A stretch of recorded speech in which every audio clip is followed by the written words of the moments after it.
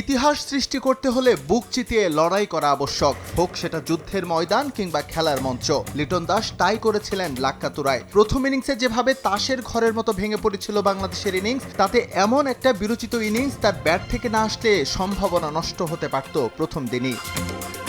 Total কন্ট্রিবিউশনে ঘরের মাঠে পাকিস্তানের বিপক্ষে প্রথমবারের মতো হোয়াইট ওয়াশের স্বাদ। দ্বিতীয় ইনিংসে তাইজুলের 6 উইকেট কিংবা মুশফিকের সেঞ্চুরি সবই রাখতে হবে গুরুত্বের খাতায়। তবে লিটন ছিলেন আলাদা। প্রথম ইনিংসে সেঞ্চুরির পর দ্বিতীয় ইনিংসেও দুর্দান্ত 50। সব মিলিয়ে ম্যাচ সেরা হওয়ার প্রাপ্য তিনিই। আমি শুধু আমার মতো করে খেলার চেষ্টা করেছি, বলের মেধা বুঝে ব্যাট চালিয়েছি। চেষ্টা করেছি সতীর্থদের কম স্ট্রাইক দিতে, কারণ ওরা নিরাপদ মানেই আমি নিরাপদ। আপনি বলতে পারেন এটা আমার ক্যারিয়ারের সেরা সেঞ্চুরি। টেলেন্ডারদের সঙ্গে ব্যাট করা সহজ নয়, এবং প্রথম দিন উইকেট সহজ ছিল না, আউটফিল্ড স্লো ছিল।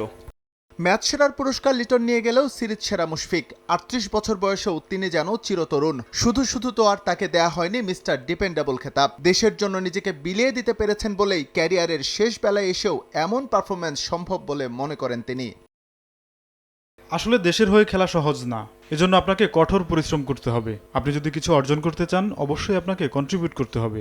এজন্যই আমি ক্রিকেট উপভোগ করছি। সবকিছুর জন্য সৃষ্টিকর্তাকে ধন্যবাদ। শুধু মুশি কিংবা লিটন নয়, তাতে ছোট ছোট অবদান আছে ওদের 11 জনেরই। এস এম ইকবাল, সময় সংবাদ।